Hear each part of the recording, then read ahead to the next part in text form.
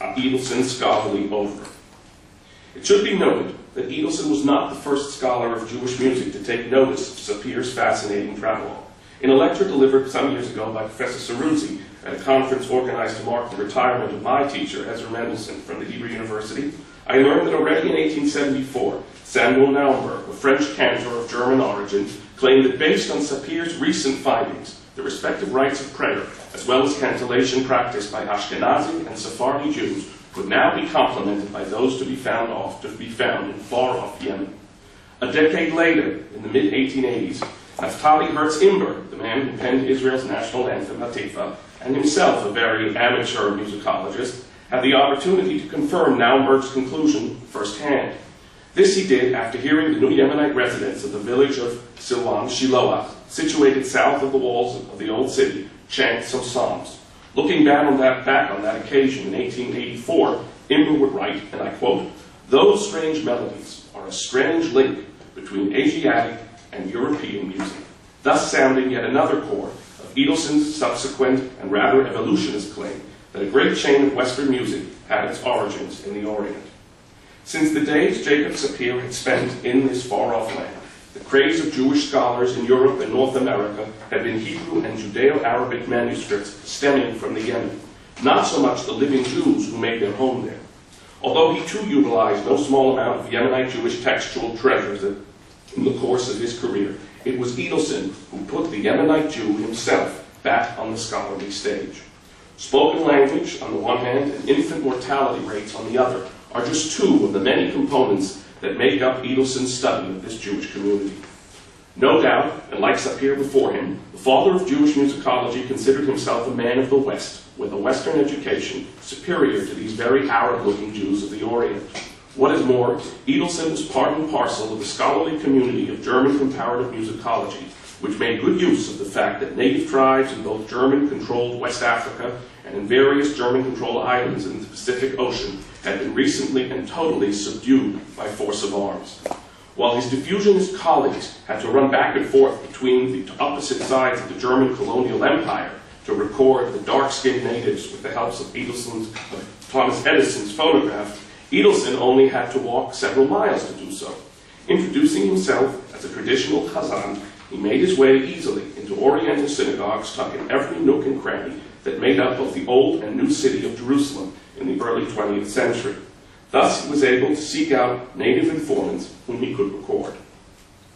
Some of the latter, particularly those of Yemenite stock, were not so forthcoming in doing business with this Western scholar, traditional Baal Tfilah though he claimed to be.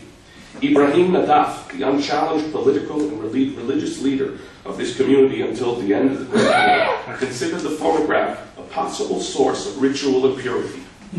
He counseled the young men of his flock not to be enticed by this outsider's promises of direct financial assistance or possible philanthropic aid in return for letting their voices be utilized as scholarly material. At least one of them, Raphael al-Sheikh, did not heed the rabbi's warning and was systematically recorded by Idelsohn, as I was able to glean from the booklet accompanying the CD of his recordings issued by the Austrian Academy of Sciences some 3 years ago. An often heard assumption is that in the context of all disciplines practiced during the colonial era, scholars from the hegemonic West showed no interest in the opinions voiced by the natives of the primitive East. This was not the case with Idelsohn, who often took seriously Yemenite claims regarding authorship of certain prayers and sacred songs. This did not mean, of course, that he always accepted these opinions. Rather, he thought them at least worthy of mention, if not of scholarly investigation. The same, I have noticed, characterized his attitude toward information that he was able to glean from the Chazanim of other Oriental Jewish communities in Jerusalem. As Philip Ballman has written, Idelsohn was something of an anomaly in the European cantorate of his day. Most of his colleagues sought inspiration in what they thought were the uncorrupted traditions of folk music preserved in the backwater of their own Jewish environment. At first, as we know from his rather lean autobiographical writings, Idelsohn considered this option as well, concentrating his efforts in the vicinity of the medieval South German town of Regensburg. Subsequently, and while Joel Engel and company searched for what they considered to be authentic and Oriental Jewish music in the heart of the Pale of Settlement, Idelsohn saw precisely that in the heart of the Middle East, Jerusalem, where he claimed he found no less than 300 synagogues. In 1921, as we know, Idelsohn crossed the Atlantic and sought out his scholarly fortune as well as peace of mind in the heartland of American Jewry's reform movement. On the way to Cincinnati, he led a service at Mordecai Kaplan's newly founded Reconstruction Synagogue in New York City. I grew up till the age of 7 about 5 blocks, actually not 5 blocks, half a block from this synagogue. So, and since Kaplan had founded an Orthodox synagogue called the Jewish Center, which was 2 blocks from the Reconstructionist synagogue, I grew up seeing his portrait in the basement. His prayer book they burned, not his portrait. I mean the Reconstructionist one. As Kaplan's eldest daughter, the future Judith Eisenstein, a scholar of Jewish music in her own right, recalled many years later, the service was particularly memorable because of the rich Oriental repertoire the cantor-in-residence managed to incorporate in it. How much Oriental Jewish music did Idelsohn in fact transmit to American Jewry? I guess that could be the topic for another talk on this fascinating figure to whom we, both in Israel and abroad, owe so much. Many thanks.